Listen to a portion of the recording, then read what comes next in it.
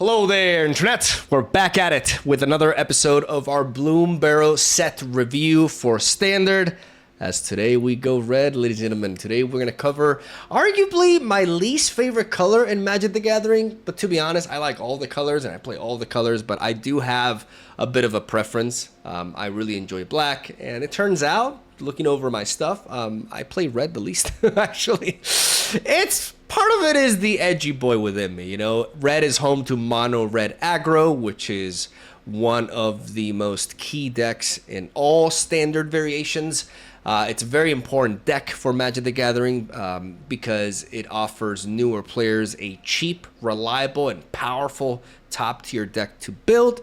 That is generally considerably cheaper, like I said, than most other Standard decks because you're sticking to one color, and that, like with the rare lands alone, makes a big difference.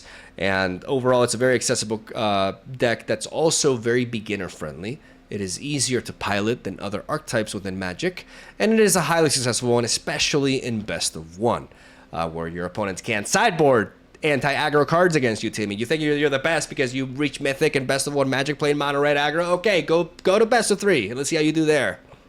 I'm sorry, I couldn't help it. I have a little bit of a... I can't help it, okay? I'm a mid-range player, and aggro can be really annoying sometimes, especially when I try to make gritty decks that just get absolutely stomped by mono red. But, you know, we're speaking a lot about mono red for a reason. There's going to be a new mono red after rotation, and what we get in this set for red can give us an idea of what to expect for that. But don't worry, you know, if you're into red but you don't like mono red, there's a lot more than the color offers, and we're going to be talking about those things too. We're going to be going over all the cards as usual, and you know, keeping it under 50 minutes this time for sure. I have a feeling we're gonna make it this time. So let's jump right into it. Let's not waste any more time. First of all, you know, the website is a little bit laggy, but hopefully that won't be too much of an issue. We got a gate result. No, I can't read. A gate assault. Agate assault. How do you pronounce that? What is that? What is that word even? Agate? That's not English. Somebody please clarify in the comments, like, how the hell am I supposed to say that? Let's call it Assault. Assault is a 3-mana sorcery spell that gives you two options. You can choose one. You can have it deal 4 damage to target creature, and if that creature will die this turn, you exile it instead. Or you can exile target artifact. Honestly, very solid options. Really, really flexible, seemingly powerful spell, except, oh wait, it's 3 mana. Yeah, limited. It's too expensive for what it's doing, and you have better and cheaper options. Just play a Braid, and don't play this. As holy mother of black. Yeah, no, wait. If I have to be patient. Like the side is like super laggy today. Alania's Pathmaker is a 4-mana 4/2. It's a 4-mana 4/2. I'm already clicking the eject button. But let's actually give it a chance. Let's read it. When Alania's Pathmaker enters, exile a top card of your library. Until the end of your next turn, you may play that card. I shouldn't have read it. Awful card. Limited. You know, I get it. I get that it's an otter and all that stuff, and it can synergize with like potential otter decks. But it's a 4-mana 4/2, and that effect is just not cutting it. I'm gonna reboot this, man. This is ridiculous. Like. Okay, we're out of it. We're out of that limbo right there. Like the site was like I was scrolling down, and I felt like I was back in 1997 with my Pentium 2 computer and my phone ringing to get me into the internet and shit. Like I'd get that out of there. We're back. We're back to the 21st century. Feels good. Artist Talent is a 2-mana enchantment class. You know, I really like these cards. Let's see if I like the red ones. Whenever you cast a non-creature spell, you may discard a card. If you do, draw a card. So for 2 mana, you're playing an enchantment that is essentially functioning as an engine that is perfecting your draw, filling up your graveyard with cards, but not netting you card advantage. Keep that in mind. So paying 2 mana for this sort of like ongoing effect is nice, but obviously you want more out of it, which is why this is a class, right? This is the first case in which I feel like this may be, like red may have like the weaker enchantment class cards, though I could be completely off the loop with this card. This card could end up being crazy, but I'm not like super impressed by it initially. as you pay 2 mana to develop it, and then you have to pay 3 mana to get it to level 2. But once you do, non-creature spells you cast cost 1 less to cast. I mean, let's be real. This card's going to be amazing. Like I say, I'm not impressed. But whenever you can reliably generate an effect like this in the right deck, you go absolutely bananas. And yeah, this card is intended for Izzet Otters, in case you're wondering. Izzet Otters will be an archetype that will combine blue and red, and will have a lot of instances and sorceries, and a lot of otters with prowess. That combining those things together will net you a pretty, it'll put you in a good place. As then level 3 for 3 mana, if a source you control will deal non-combat damage to an opponent or a permanent opponent controls, it deals that much damage plus 2 instead. So basically, Artist Talent is like reach level 3 and you win the game. So what I said about not being impressed by this card, I take it, honestly, yeah, I take it all back. Like, this card is nuts. This card is nuts. Going to be an absolute staple for the Izzet Otter archetype. I need to get my red bias out of here because this is actually a very, very, very promising enchantment. And out of the class, very powerful. And I just have a hard time not witnessing this card being played in Izzet Otters. Though, who knows? Maybe because it's an enchantment, that could be a bit of a detriment because you want mostly, instances and sorceries. So we'll see, but I have a hard time believing that's not going to be the case. As, the first effect already allows you to fill up your graveyard with instances and sorceries, and you best believe that this deck will have interaction with the graveyard for those specific kind of cards. Blacksmith's Talent is another enchantment class. It's a 1 mana version of this. And it's synergizing with equipments. The first one will generate you an artifact token named Sword. They didn't go too deep for that one.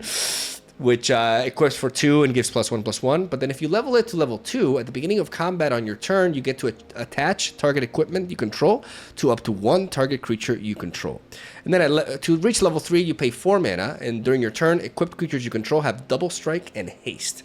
So a win condition in itself. The thing is, I have very low experience with equipment and aura-centric decks. Equipment decks never quite seem to overtake standard, though that has not always been the case.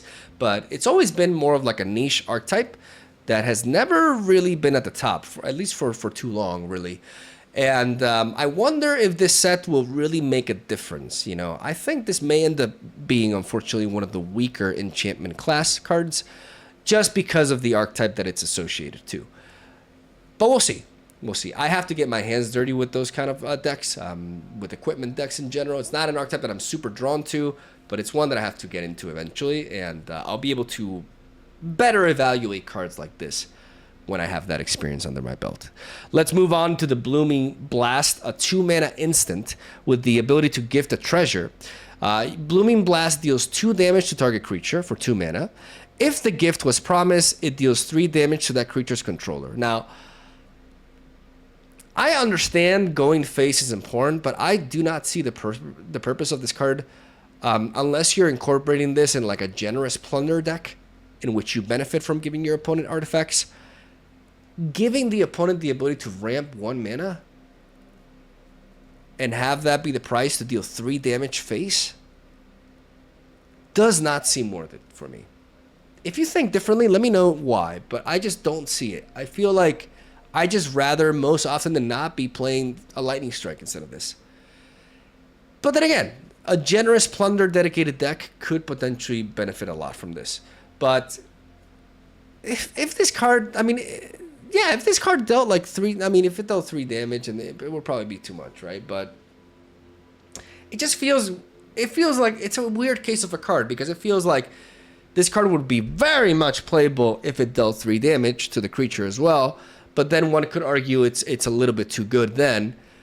But it only dealing 2 damage to a creature is just not enough. It's just kind of like in between that spectrum, and it just doesn't, it needs there to be more numbers for it to actually be able to fit in between 2 and be good.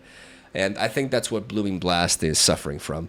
I don't think this card will be very playable, but I could be wrong. Like maybe, there's more to gifting your opponent an artifact, and perhaps like this card actually does find the place. But I feel like gifting your opponent a treasure is a big deal. If you're like an aggro deck, the last thing you want to do is give your opponent extra juice to play their cards, because that way they can potentially match your tempo, and you don't want that. So not really crazy about that one. Bramble Guard Captain is a 4-mana 2/3 that at the beginning of combat on your turn, target creature you control gets plus X power, which equates to the captain's power. It's only for the end of the turn. It's not giving counters or anything like that. It's quite understated for the cost. It is a mouse soldier, so perhaps in a mouse deck it makes sense, but the fact that you have to do this at the beginning of your combat, therefore before your opponent declares their blocks, makes it so that, you know, unless you're targeting like a flyer or a trample unit, your opponent can adjust their blocks into it quite well. So I don't see this card being too viable in standard, unless the mouse deck is just like crazy and is really capable of making use of this. But I feel like there will be better options, even if there are, like, at multicolored, for example. Not too crazy about this card, and I don't think it'll go that far, but I could be wrong. Brazen Collector is a 2-mana 2/1 Raccoon Rogue with first strike, and whenever Brazen Collector attacks, you add 1 red mana. Until the end of turn, you don't lose this mana as steps and phases end. Because otherwise, you can generate this mana, but unless you use that mana in the combat itself, you will lose it. But this card allows you to preserve that mana for the entirety of the turn. This is a 2-mana 2/1 that upon attack is ramping.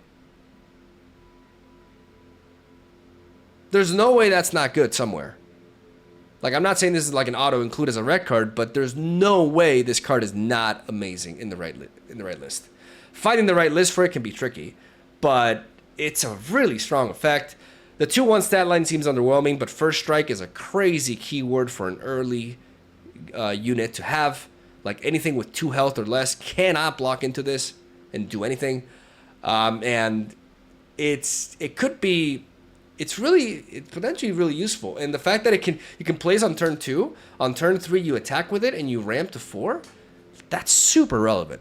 That is so relevant. It kind of like becomes a must answer threat. And it's a great card. Like, in a vacuum, it's fantastic. The question is, like, what kind of deck does it fit? Does it fit mid-range? Is it for aggro decks? You know, like, we have to see, because mono red, I feel like it's going to gravitate more towards snowbally early cards and not cards like this. So I think this card will potentially shine more of like a mid-range build. It's a Raccoon. We know that there is Raccoon synergy, and it's a rogue, which means it's an outlaw, which is also very relevant. So I'll keep my eye on this card. I think there's going to be a lot coming out of it, and it's definitely got a lot of potential. Like, the ability to go from turn 2 to turn 4, like skip 1 turn and drop a 4-drop on turn 4 while also being proactive prior, that cannot be understated. Like, that's a very, very big deal. And we got another Raccoon here. We got the Byway barterer. Barter? It's the first time I saw this word, to be honest. English is not my native language. I repeat, English is not my native language, okay? Consider that before you judge me. Menace, 3/3 for 3 mana. Whenever you expend 4, we'll talk about what that means, you may discard your hand. If you do, you draw 2 cards. To expend means to spend 4. So you spend your 4th total mana to cast spells during a turn. So, what I need to clarify on this, if somebody in the comments can clarify, like, it doesn't matter if you, like, spend like 5 mana, right? Like, if you go over that. There's no reason for me to believe that would be, because it doesn't say you spend exactly your 4th total mana. I don't know. I feel like it's just once you spend a total of 4 mana or more, you have expended. You know, that's how I'm gonna act. I feel like that's exactly how it is. You know, I'm not 100% sure, but I'm like 90% sure. So we're gonna go with that. So as you spend 4 mana or more, you have expended 4, and if you do, you can discard your hand and you can draw 2 cards. So this is actually this could be a very relevant 3-drop. I'm not sure if it'll cut it for mono red. There's a lot of competition going on there, and this thing does not have haste, which is important, but it does allow you to reload, and but it's not as easy, because you have to expend 4. So you can't just like drop this and then next turn just be like, okay, I draw my last land, I draw. Like you have to actually play into it. So a lot of times you will probably be triggering the effect when you play the Byway barterer. Because, you know, you can play this and then spend 1 more mana and you have expended 4. And then you can play this into like a shock, for example, and draw 2 cards, which is very nice. Will that make it good enough to be played in mono red? I mean, mono red resorts to, you know, having to play the disguise gnome card that flips over and draws you 3 cards, right? And they go through a lot to do that. So I could see this card, but then again, that card is also a 2-drop with prowess and haste. So I don't know if this will make the cut for that.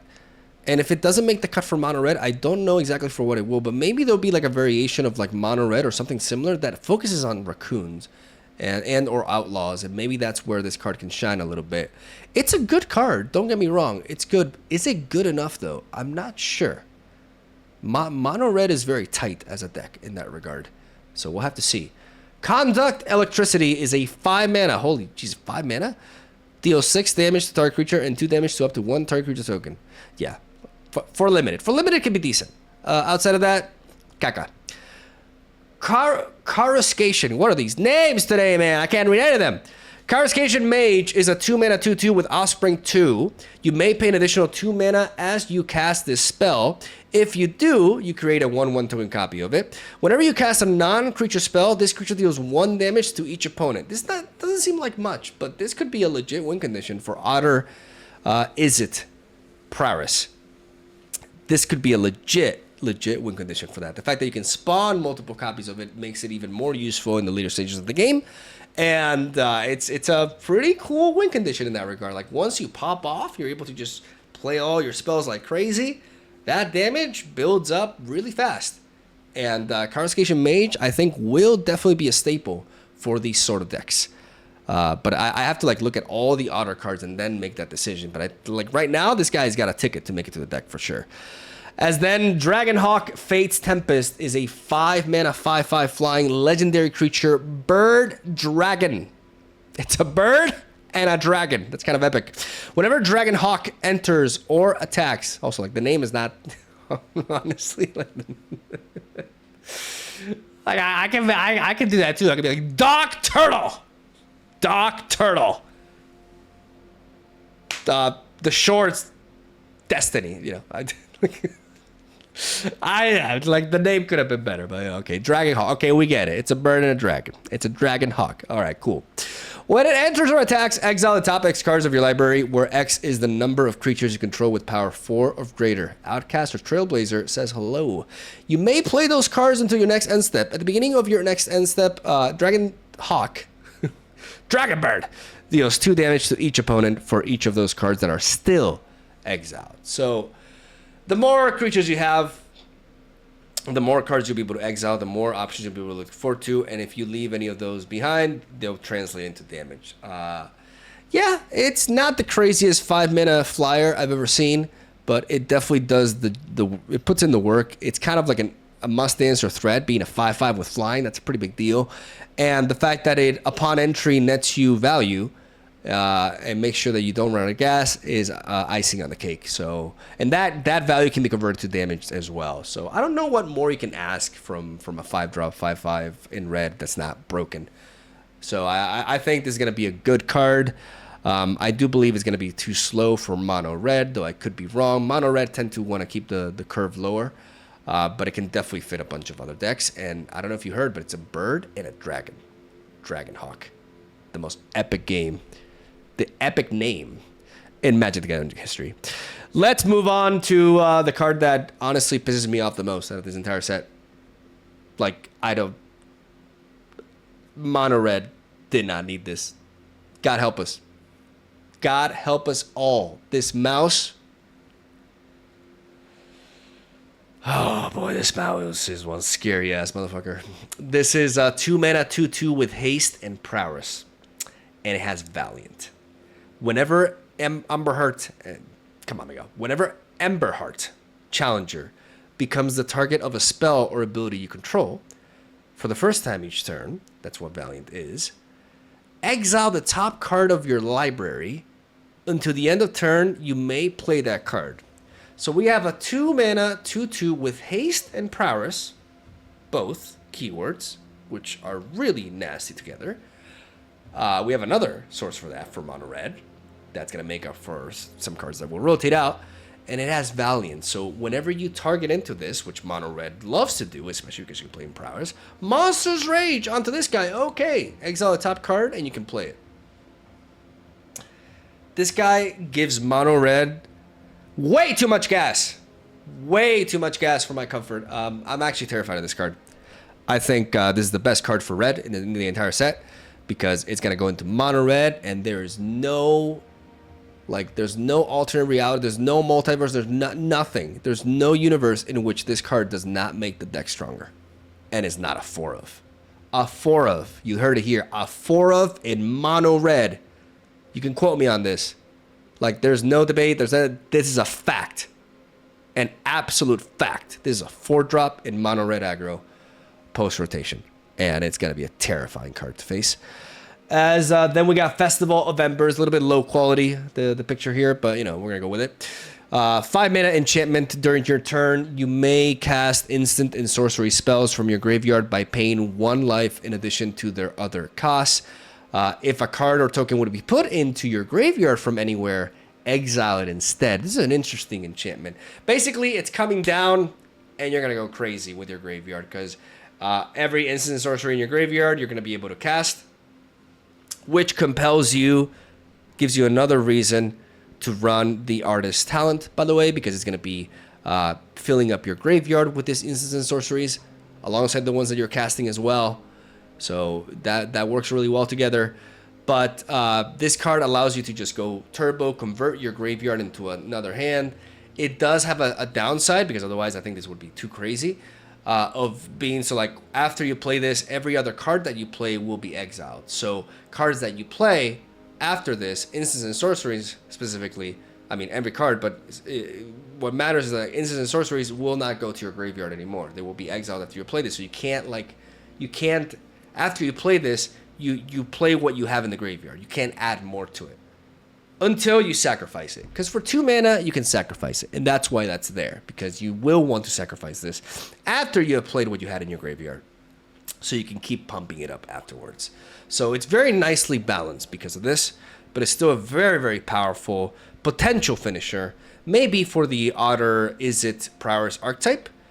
But honestly, like, also mono red, I could see this as like a 1-off or a 2-of in mono red. Like, you run out of gas, you drop this bomb, and then you get to replay your lightning strikes and all that bullshit. So yeah, run graveyard interaction. You're gonna need it. As then we got the Flame Cash Gecko, 2-mana 2/2. When it enters, if an opponent lost life this turn, you can add Rakdos mana, black and red, making up for the 2 mana that you spent to cast it. And then if you spend 2 mana, you can discard a card and draw a card. So this guy allows you to improve the quality of your hand while filling up your graveyard with stuff. This card could be pretty neat in like even like Reanimator decks, giving you something to do early on. The 2/2 stat line is kind of underwhelming, but you have this engine that just constantly is able to, even though you could just resort to artifacts instead. Like, we'll see. We'll see exactly where this fits. I'm having a hard time visualizing exactly where this guy's gonna go, but he does have potential to make certain decks better, and I would assume they will be Rakdos in nature at least, because you do want to at least try to make use of this. But it's interesting because the effect, like, you want the opponent to lose life, right, in order to enable it and to be able to like play this for free essentially. But the kind of deck that you would want to incorporate in like will not play in that fashion. So it's a hard card to evaluate. And what do you guys think this card is going to end up? Let me know in the comments. Like, this is a hard card for me to evaluate. So I'd like to hear your input on it. The Frilled Spark Shooter is a 4-mana 3/3 with Menace and Reach. Frilled Spark Shooter enters with a +1/+1 counter on it if an opponent lost life this turn. So I get a 4-mana 4/4 with Menace and Reach if I deal garbage. Harnesser, or English Miguel, Harnesser of Storms. Harnesser of Storms. 3 mana, 1/4. Whenever you cast, it's an otter wizard. Whenever you cast a non-creature or otter spell, you may exile the top card of your library. Until the end of turn, you may play that card. This ability triggers only once each turn. I like the stat line a lot for like engines like this. I'm a big fan of the 1/4 stat line for cards that get the value or generate value the longer they stick on the board. It can function as a reliable blocker, being able to trade into up to 3 power creatures without dying itself. And it's just resilient. Yeah, it has low power, but you don't really need more power out of a card like this, as you're playing it for the ability instead. You know, you cast non-creature or otter spells, and then you exile the top card. So this card is essentially allowing you to effectively draw a card. Not every turn, but your turn and your opponent's turn. Because you can play cards at instant speed and trigger this again. And that's very relevant. Very relevant. I think this card will definitely find a home in the Izzet Otter Prowess list. Maybe not if there's like other stuff that is even more impressive for 3 mana, but I have a hard time like not seeing this guy making the cut. As then we got the Heartfire Hero. 1 mana Mouse Soldier with a 1/1 stat line and Valiant. Whenever Heartfire Hero becomes the target of a spell or ability you control for the first time each turn, put a +1/+1 counter on it. Oh, it's okay, it doesn't have prowess. Shut the fuck up, Timmy. This is prowess. Not exactly, but in some ways, it's a better version of it because the +1/+1 counter is going to stay there forever. So it's just going to continue to grow and grow and grow and not lose all the buffs after the turn. So, and when it dies, it deals damage equal to its power to each opponent.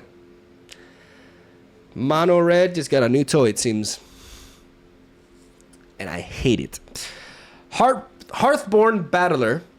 Let's put you in the screen. Hearthborn Battler is a 3 mana 2/3 with haste. Whenever a player casts their second spell each turn, it deals 2 damage to target opponent. I don't know if this will make the cut for Mono Red, to be honest. It's solid. It has haste. But in a lot of scenarios, if your opponent's going to remove it, it's going to remove it before playing their second card anyways. And it does, you know, this ability is coming with a price. Like, it has a 2/3 stat line for 3, right? So you got to keep that in mind. But I still think it could potentially be a powerful card. It's hard to evaluate because I don't know. I'm not sure how. Like, it could definitely translate into some, but it needs to like at least deal 4 damage in order to be useful, I think. And that means that it needs to stick on the board for a while. And sometimes Mono Red don't like to invest in cards that require a few turns to get to good value, and instead they sacrifice that for short-term benefit. So I'm not sure if the Hearthborn Battler would be good enough for that specifically. For outside of that, for like Lizard decks, you know, it's an outlaw as well. You got to keep that in mind. Those aspects could be relevant. So we'll have to wait and see if it finds a home. But I'm not hyper impressed by it. But I'm also not it's not a bad card. Don't get me wrong. It's just that there's a lot of competition in its slot. As then, Hired Claw is a 1 mana 1/2. Whenever you attack with 1 or more lizards, Hired Claw deals 1 damage to target opponent. Okay, so mono red lizards could be a thing. You know, I just mentioned that. 2 mana, put a +1/+1 counter on Hired Claw. Activate only if an opponent lost life this turn and only once each turn. So this can continue to grow and grow and grow. It's a 1-drop. It doesn't have haste. But whenever you attack with it deals damage. So it generates that. It has the 1/2 stat line, which is neat. It makes it, you know, it has survivability. And it's still dealing 2 damage if connecting directly because it's dealing 1 damage when it's attacking, right? So yeah, it's a really good 1-drop. And it could make mono red lizards a thing. Maybe even Gruul lizards a thing. But yeah, could be the face for some new types of like aggressive decks post rotation, and it's exciting for that.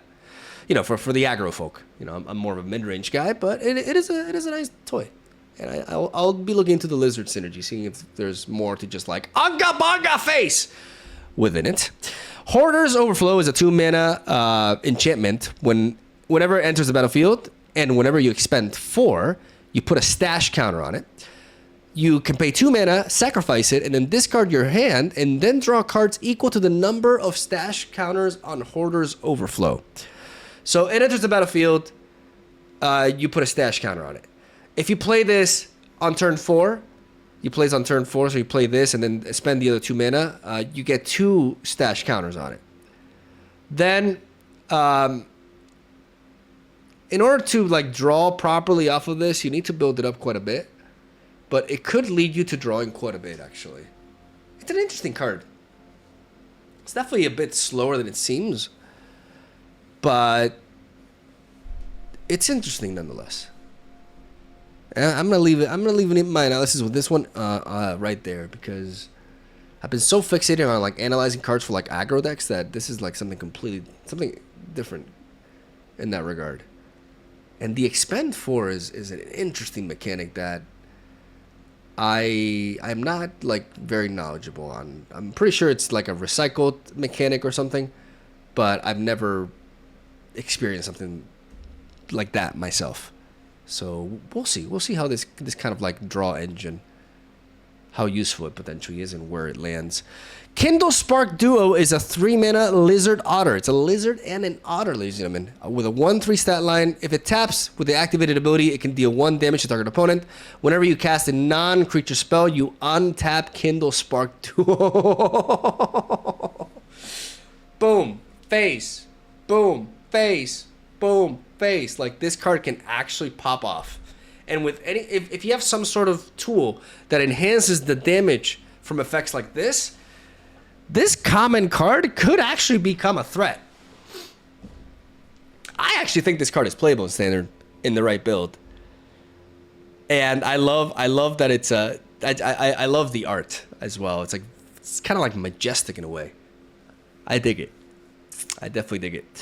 Manifold Mouse is a 2-mana 1/2 with Offspring 2, which allows you to create another copy of it. At the beginning of combat on your turn, target mouse you control gains your choice of Double Strike or Trample until the end of the turn.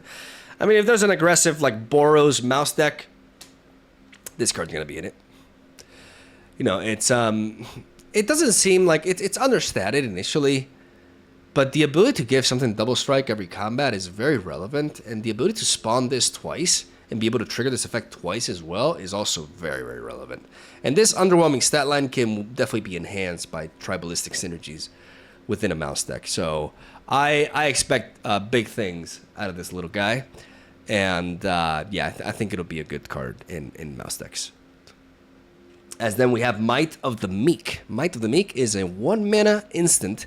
Target creature gains trample until the end of turn. It also gains +1 power until the end of turn if you control a mouse. Draw a card. I mean, for 1 mana, you're giving something +1 and trample, and you're drawing a card.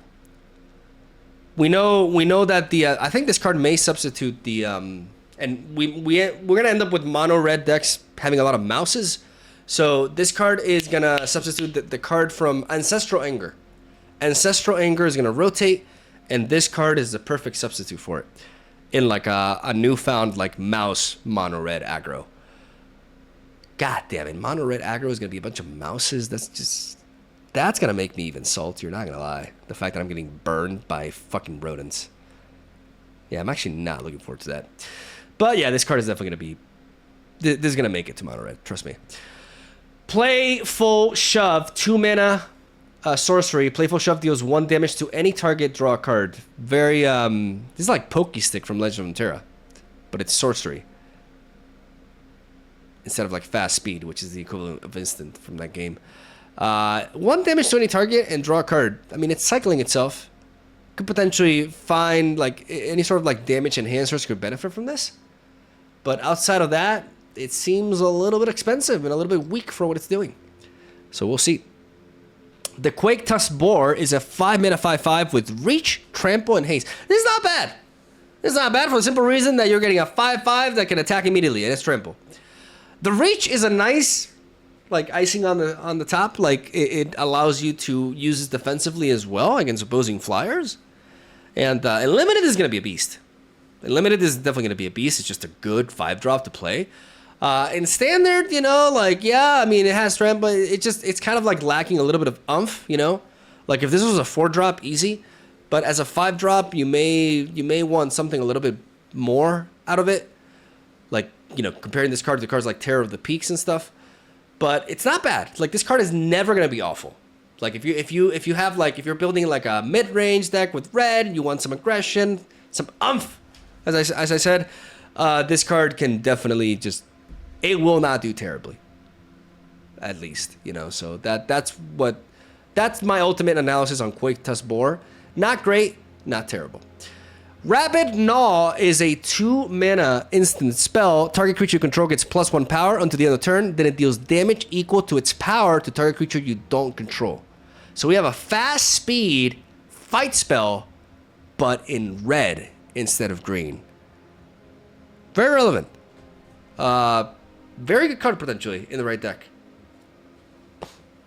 Very good card potentially in the right deck. The fact that red has access to this is very interesting. I don't know how common it is for red to have access to these instant speed fight spells. They're common in green, but not so much in red, from what I know. So that makes this card quite interesting in that regard, just because it's providing a color, something that it usually doesn't have as much.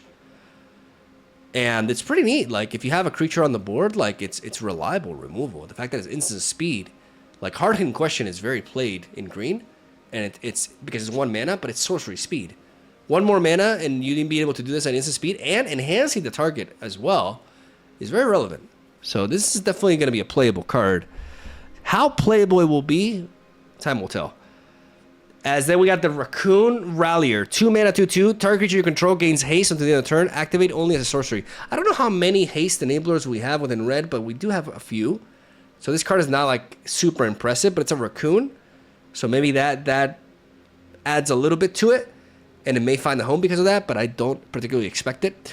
Reptilian Recruiter is a 5 mana 4/2 with trample. When it enters the battlefield, you choose target creature. If that creature's power is 2 or less, or if you control another lizard, gain control of that creature until the end of turn, untap it, and it gains haste until the end of turn. So it's a Steal Your Girl card. We've seen this in red before, but we've seen this sort of effect tied to sorceries, not creatures.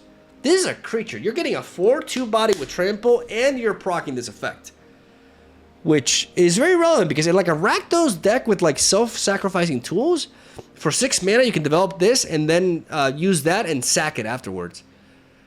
And you have to, you know, obviously like it's limited. Like the limitation for power 2 is quite heavy, but that's just basically the card telling you, play me with lizards, you idiot. Like play me in a lizard deck. And that's what you got to do with this. You got to play it in a lizard deck in order to actually justify it. But it's a very interesting card, and I'm really excited to like actually start trying these Rakdos decks, which you know can steal your opponent's creatures and then sack them afterwards. I actually like that kind of playstyle quite a bit, and I'm surprised that I haven't dabbled into it yet. So interesting addition to that kind of playstyle and to potentially the lizard archetype. We'll see. We'll see just how it performs because you know the body is kind of like it's just kind of like good enough to be somewhat relevant, but it is a 5-drop. Keep that in mind. As then we have the Route Shot Duo, 3 mana 3/2 with trample. Whenever you expend 4, target you control gets +1/+1 and gains trample until the end of turn. Doesn't seem good enough in my opinion for standard. You know, it's just they're just stronger. It's a mouse Raccoon though. Maybe the fact that look, some of these cards that seem like they're not quite there may end up being there just because of their tribal combination. So let's keep an eye on that. The fact that it's a mouse Raccoon may actually be relevant, considering the other cards. As then we got Zazakap's Brew, 2 mana. You can gift a tapped fish. As an additional cost to cast a spell, you discard a card.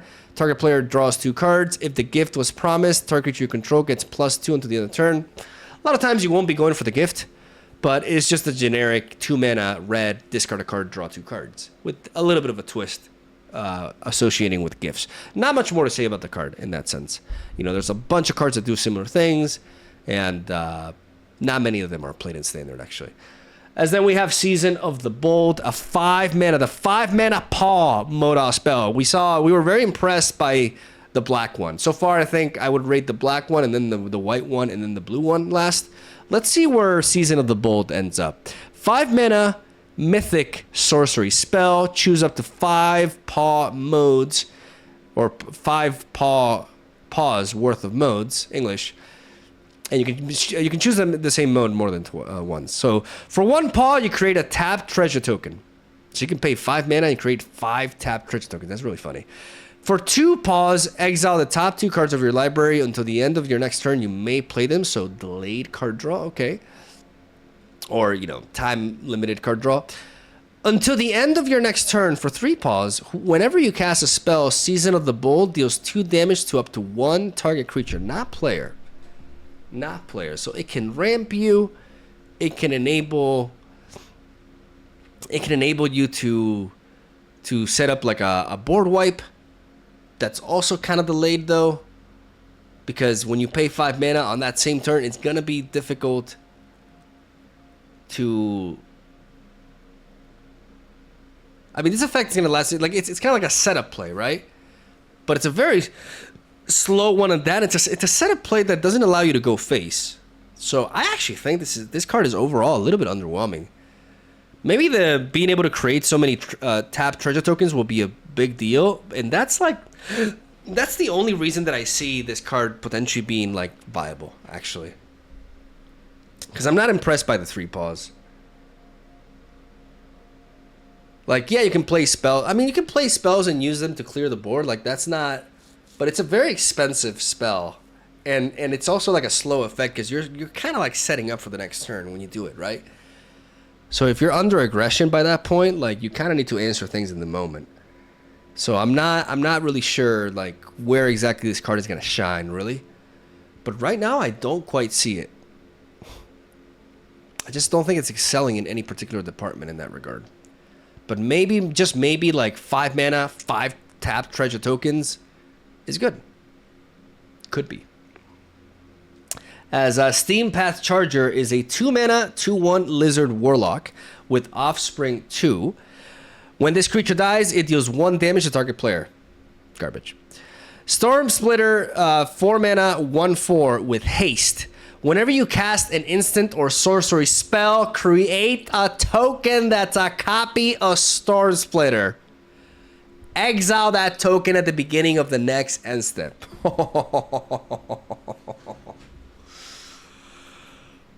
Okay. This card's bananas. Just to clarify, if you play this, okay, you have this on the board, you play an instant or sorcery, you create a copy of it. If you play another instant or sorcery spell after that, those 2 copies will generate another copy. What happens if you play that 3rd spell? The 4 copies will generate each another copy.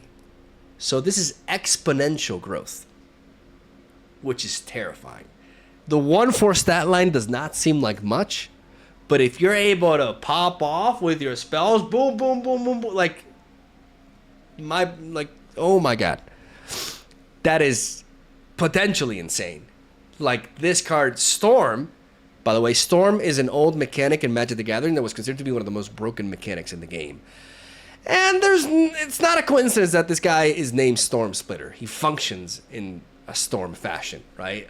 Being able to just pop off. The exponential growth is terrifying, and this card is going to be a very scary win condition for the Otter Izzet Prowler list, and beyond that, even honestly, like this card, you know, mark my words, this card is gonna have an impact, and it's also gonna be extremely fun to set up.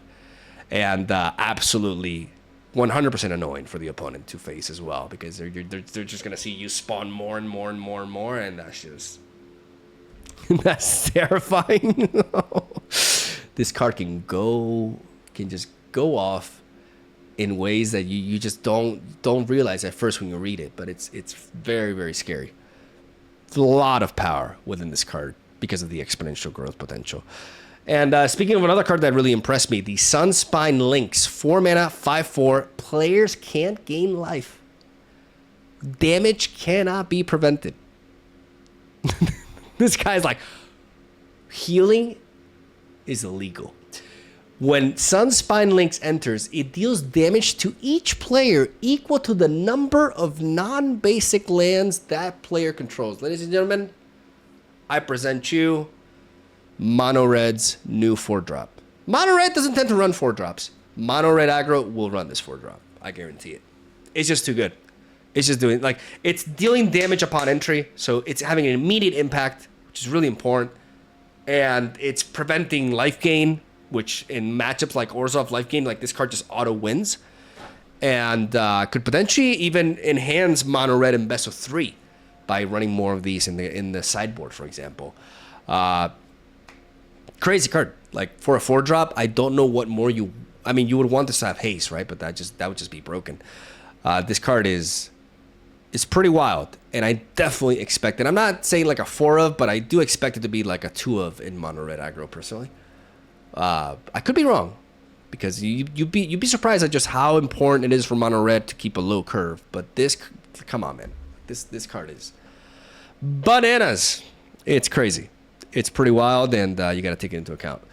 Take out the trash. 2 mana, instant. Take out the trash, deals 3 damage to target creature or planeswalker. If you control a Raccoon synergy, you may discard a card. If you do, draw a card. I mean, it allows you to cycle and improve your deck a little bit, your hand a little bit, but it's limited to dealing damage to creatures or planeswalkers. It's not awful, but it's not great either. Teapot Slinger is a 4 mana 3/4 with menace. Whenever you expend 4, Teapot Slinger deals 2 damage to each opponent. Seems slow, to be honest. The stat line with the menace is not awful, but it just seems overall slow for what it's doing. But I mean, it is also kind of like putting. This effect is limited to once per turn because it's your 4th total mana. So it's not like you can go 4 and then 4 more. So there is a limitation to that. So best case scenario, this is dealing. This is like a worse Shieldred. So I don't see it. I think it's too slow for like aggressive decks.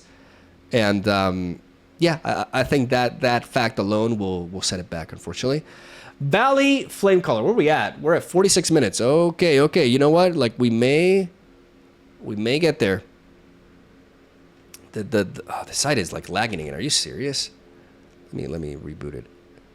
Holy crap, the lag is just absurd. All right, Valley Flamecaller, 3 mana Lizard Warlock. You know, keep in mind that it's a lizard, but it's also an outlaw. If a lizard, mouse, otter, or raccoon you control would deal damage to a permanent or player, it deals that much damage plus 1 instead. There it is. There it is. You see all these cards that we've been covering that deal damage? This guy enhances that. This guy enhances that. Let's go over some of the effects that we have talked about.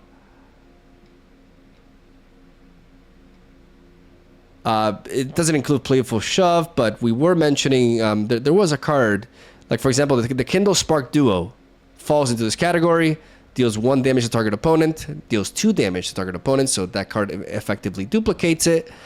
When Hired Claw deals more damage as well. The Lizard Warlock, the Hearthborn Battler also synergizes with it. A lot of these cards that we have gone over synergize with the Valley Flamecaller.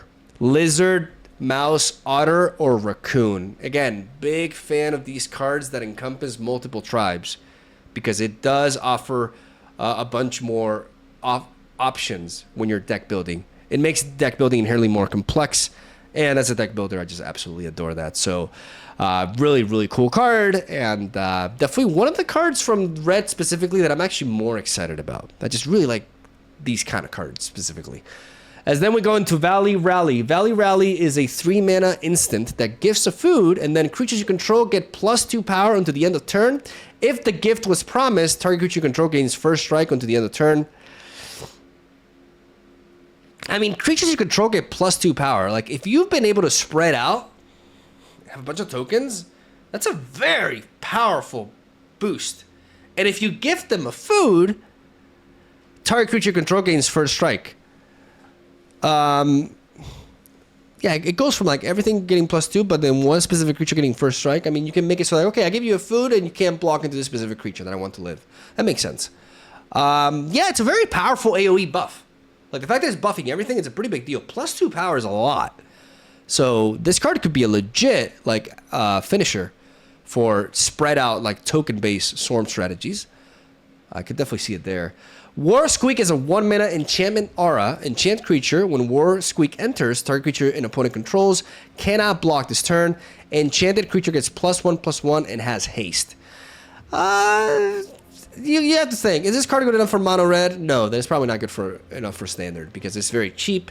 But it's just the fact that it's not replacing itself, like the fact that when this card goes to the graveyard, you don't draw a card, for example. It's a pretty big deal. It's just not quite there, I think. Unless you design an aggressive variation of a red deck that has less haste creatures, then we can talk. But even then, I'm sure this is more of a limited card, actually. The Whisker Quill Scribe. Okay, I didn't butcher that. 2-mana 2/2 with Valiant. Whenever the Scribe becomes the target of a spell or ability you control for the first time each turn, okay, that's Valiant. You may discard a card. If you do draw a card, not impressive. And last, but okay, we're at the end here. Last, let's see if not least, the Wildfire Howl, a 3-mana sorcery with the gift mechanic. Wildfire Howl deals 2 damage to each creature, AoE effect. If the gift was promised, instead, Wildfire Howl deals 1 damage to any target and 2 damage to each creature. So it can like deal 1 extra damage to any target, but just 1. So you're drawing your opponent a card for 1 extra damage to a target. In what world is that ever worth it? Like maybe for a specific situation in which you need to take down a creature with 3 health, but then you're like drawing them a card? Yeah, this is no Brotherhood's End. Let me guarantee you that. It is no Brotherhood's End. Not even close. Yeah, not very impressed with this one. I don't think 2 damage AoE cuts it, man. You gotta go for 3. You gotta go for 3. Otherwise things will loop over you. So not impressed with this card. I actually don't think this card is good. I think the gift, the fact that the gift is kind of like, am I misreading it? If the gift was promised, instead Wildfire Howl deals 1 damage to any target, and yeah, no, it's just for 1 extra damage. No. I don't see it. I don't think we already have like AoE effects like this, and I just don't think this is better, to be honest. Though, I mean, it gives you the option, right? But if it was like, if it was like gift a card to deal 3 damage to everything, then I could talk. But just 1 target, I don't like that. I don't think this is a good card. Let me know if you disagree. And ladies and gentlemen, we did it. We still went over 15 minutes, but we are getting them shorter and shorter. It's kind of, it makes sense that the red analysis is like the shortest out of all of them, even if it's just for like a few minutes. Because, you know, red is the color that I'm like actually least experienced with. But I think overall impressions is there's a lot of good stuff here, and mono red ain't going anywhere, ladies and gentlemen. People are saying, oh, Kumano's rotating, woo! Get moused, bitch. Like, we're not out of the woods by any means. We're gonna continue to get burnt on a daily basis, ladies and gentlemen. It's just gonna happen. This time it's gonna be by fucking rodents, though. That honestly, like, it's gonna take me a while to accept that. But very exciting stuff overall. Raccoons and lizards. The lizard package is what I'm most excited about personally. But there's quite a few toys there that I'm eager to experiment with, and obviously the otter deck as well. So we'll see how that goes. Thank you guys for watching. Stay tuned for daily Magic the Gathering content. Tomorrow we go green. 420 blaze it. I had to. So we'll see how that goes. Love you. Have a soul day. Hope you enjoyed. And I'll see you guys tomorrow.